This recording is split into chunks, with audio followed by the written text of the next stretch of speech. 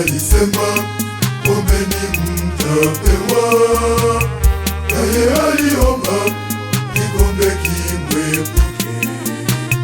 Na sisi tuombe kwa neno lake Bwana, tuombe yaliyo mazuri kwa wenzetu, tuwaombe mema